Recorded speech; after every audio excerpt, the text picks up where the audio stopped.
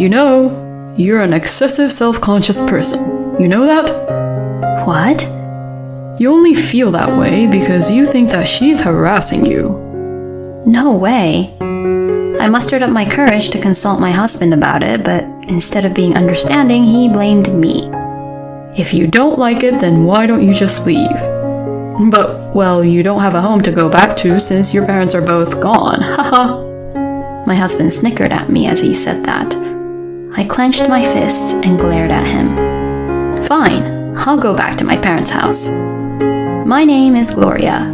I'm 30 years old and I work in a company. It has been 2 years since I married my husband, Manny.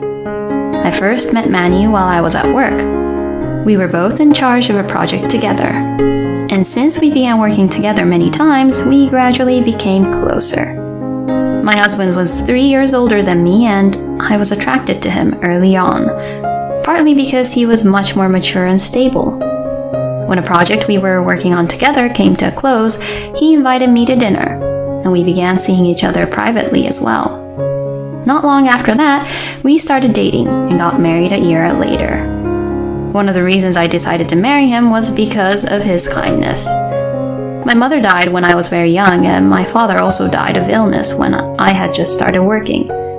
My parents were originally from the countryside, and I hardly had any connections with our relatives, so I had no one to rely on and was left on my own. My husband felt sorry that I had no parents and often took me to his parents' house for dinner.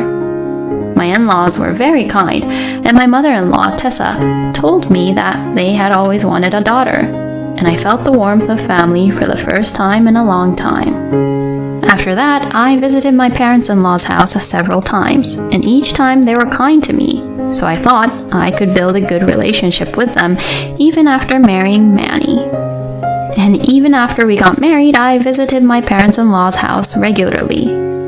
My in-laws never changed their attitude after I married my husband, and they always greeted us warmly. Oh, I am so glad that you married Manny, Gloria.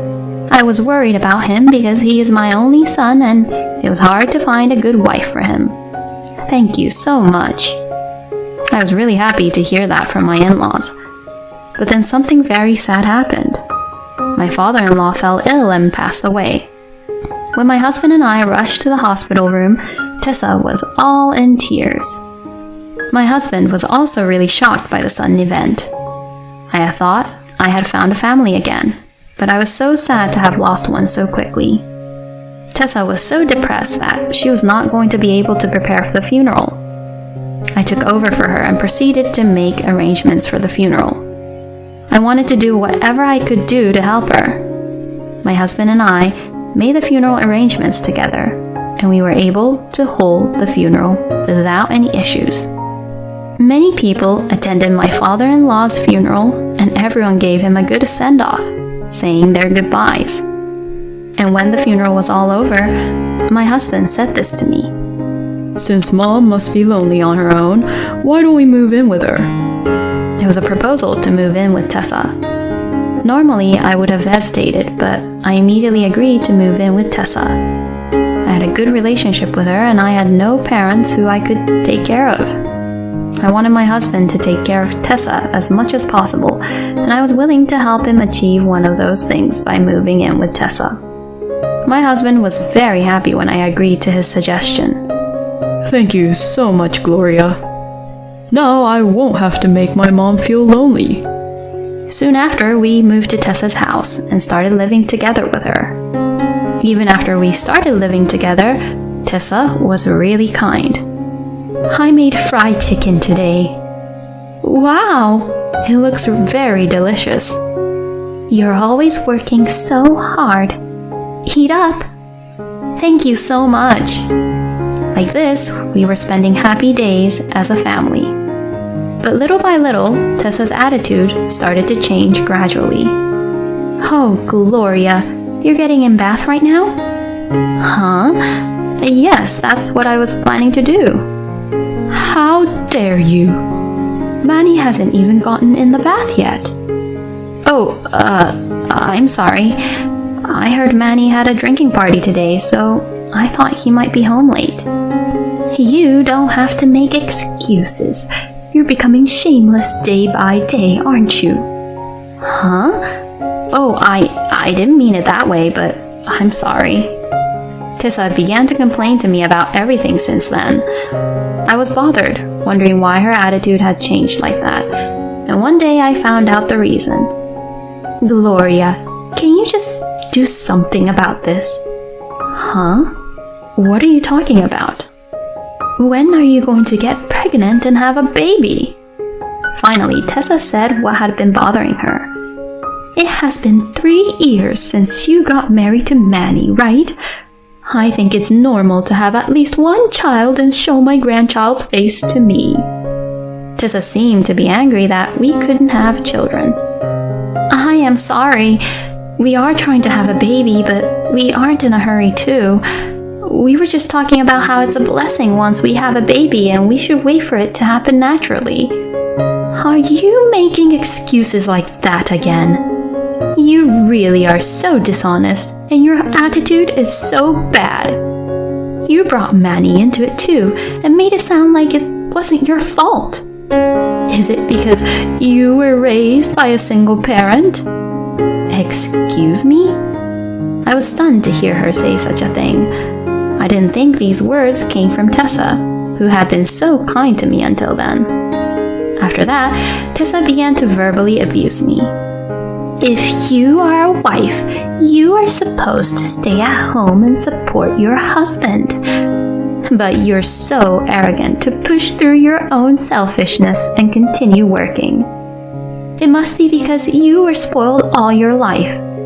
You never have children, you never quit your job, and you are a really bad wife. I have never met a woman with such a terrible attitude like you. Every time we saw each other, she would say things like that, and I became more and more stressed. I wondered where Tessa, who was so kind to me back then, had gone to.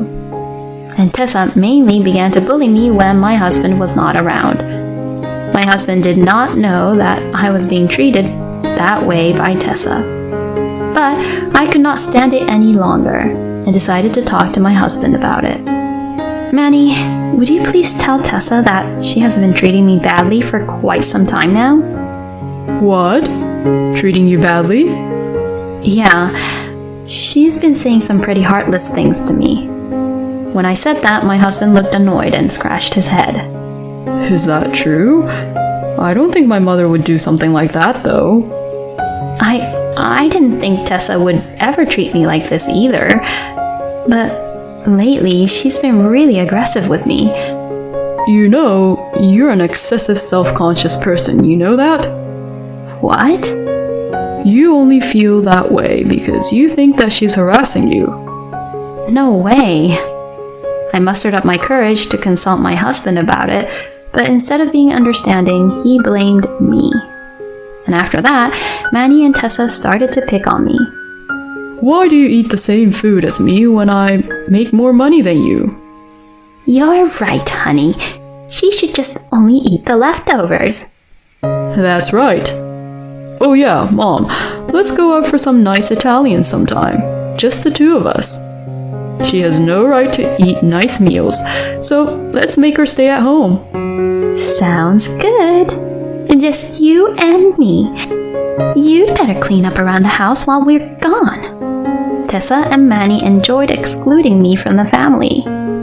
They would turn away my clothes for laundry, only prepare dinner for them and not me, and always tell me to take the bath last, then drain the water from the tub before I could even get in. They did this to me every day, and I was getting tired of how they were treating me. In the end, I just couldn't stand it anymore. Can you both please stop this? What in the world did I do? I asked for help because Tessa was treating me so badly, and now you and Tessa are bullying me. If you don't like it, then why don't you just leave? But well, you don't have a home to go back to since your parents are both gone, haha. My husband snickered at me as he said that. At this moment, something snapped in me. There was nothing more I could say to him. I clenched my fists and glared at my husband. Fine. I'm going back to my parents' house. What? Your parents' house? My husband widened his eyes and then laughed out loud. What are you being so stubborn for? Your parents are gone, so you don't have a home or place to go back to, do you? I'm not being stubborn. I'm leaving here because I can't keep going on like this with you anymore. Oh, really? Is that so? Then just pack up your stuff and get out of here. I got scammed by marrying a useless person like you who can't even get pregnant with our child. I couldn't believe that I was married to someone who would say such terrible things to me. I lost all affection for my husband at once. As I was packing my bags, Tessa came over here. You're finally leaving, huh? I'm so glad to get rid of this parasite from our family. Get the hell out of here. Don't ever let me see your face again. Tessa would say such terrible things to me like that, but I completely ignored her and continued to pack my bags. Later on, after I finished moving out, I went to the city office to pick up the divorce papers and mail them to Manny. Manny immediately returned the signed divorce papers, so I filed them, and my divorce from my ex-husband was finalized. I then focused on my work, but about 2 years after my divorce, I fell in love again when I reconnected with a childhood friend, Tom. He and I had gone to kindergarten through high school together, but we drifted apart when he went out of state for college. And after my father passed away and I sold our house, I no longer had the opportunity to visit him near his parents' house, which made it even more difficult for me to see him. It just so happened that I was having drinks with a classmate from high school when someone called Tom over and we met again. Then we catched up, talked about what was happening in our lives, and we started seeing each other as well. After that, we began to go out, and then found out that I was pregnant. So we decided to get married, even though pregnancy came first. I had met his parents many times since I was a child, and they treated me as if I were their own daughter. We then bought a house and lived happily together with our newborn child. Then, it was around that time, I suddenly bumped into my ex-husband again. What? Hey, aren't you Gloria? When I turned to him, I saw my ex-husband and a young woman with a really heavy makeup on next to him. What are you doing here? I was standing in front of the apartment building where I lived at the time. My husband had told me he had forgotten something back at the apartment, so I had gone ahead and took the elevator down. This is in front of a luxury apartment building. Do you even know that? If you just stand there like that, people will think you're suspicious, you know? My ex-husband said as he snickered. The young woman next to him also said, I mean, you already look like a suspicious person. We just met and she was already being rude to me like that. I ignored her, but my ex-husband didn't like it and began to pick on me. Hey, how dare you ignore me? I'm sure a poor and parentless person like you lived a miserable life in a really cheap apartment anyway, right? My ex-husband began to assume such things about me and began to bully me once again. Then finally, Tom came out from the entrance. I'm sorry, Gloria. I went back inside since I realized I forgot to bring extra diapers. So that's why you were late, huh? Huh? Do you know these people? He's my ex-husband. It seems like he happened to walk by here and began to pick on me. If you hadn't forgotten something, I wouldn't have had to see that prick's face. I'm sorry. I'm just joking, honey. It's true that this guy is a prick, though. I looked at my ex-husband contemptuously. My ex-husband's face turned pale when he found out that my current husband came out of the apartment and that Tom and I were living in the same apartment and even had a child together. You're living here? Plus, you have a child. Yes, I am. Manny was in shock.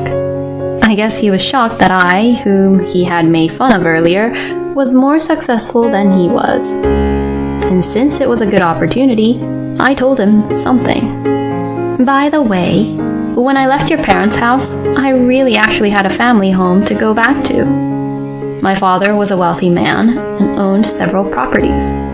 Before he died of illness, I inherited his properties so that I could receive the income made from his properties. The family home that I lived in with my father was already sold when he died, but it sold for thousands of dollars, so I had a good amount of savings. When I left, I lived by myself in one of the rooms of the rental apartment my father owned. No way. You're wealthy? Why didn't you tell me that when we were married? Oh, I don't know. I'm not so sure, but I thought I'd keep it from you. Maybe, subconsciously, I didn't really trust you or Tessa. But I have to give myself a pat on the back for the way I used to be. Because both you and Tessa were bullying me terribly. And now you're changing your attitude towards me after finding out that I'm wealthy. I'm really glad we had a divorce before you found out about how wealthy I am. Thanks to you, I'm happily married now, and we are blessed with a child. Oh, and since I was able to get pregnant, if you can't have kids, maybe it's because of you. Well, I'm gonna go now. If you start hanging around here, I will report you immediately. As I said this to him, my ex-husband's face got even more pale, and it seemed like he couldn't keep his mouth shut. The young woman next to my ex-husband said, "How lame," and let go of her arm that was around his arm, and walked away by herself. I got into the car with my husband and our child and left. A little while later, the general manager of the company where my ex-husband worked came into the office where I worked for a business meeting, and I decided to ask him about my ex-husband. The manager looked a little awkward and told me about Manny. He told me that Manny had made a huge mistake at work since then and had been transferred as a demotion with a pay cut. But he said that Manny had become arrogant to everyone around him, refusing to admit his own faults. And as a result of his demotion, he started going to pubs and bars to vent his stress out and started to spend a lot of money on drinks and women. There are rumors that he has been paying quite a bit to the woman he met there, and he has even been using his own mother's pension in order to pay for the women. In other words, he is spending Tessa's money without any permission. But Manny was still unable to do his job properly, and the company was wondering when to fire him. And it was around that time Manny began not coming to work without any prior notice. So the company fired Manny. When I asked him when he began to do that, it was right around the time when my ex-husband and I met again. I was sure that he had paid a lot of money to that woman at that time and had been dumped by her. So he stopped coming to work because he got depressed. Tessa probably would never have thought that her own son would become unemployed, being fired from his job, and that he would just be all depressed in his room. I think it's nice that my ex-husband took the fall on his own, and I think I'll forget about my ex-husband now and live happily ever after with my current husband and our sweet little child. Thank you for watching until the end. Please subscribe to our channel. See you in our next video.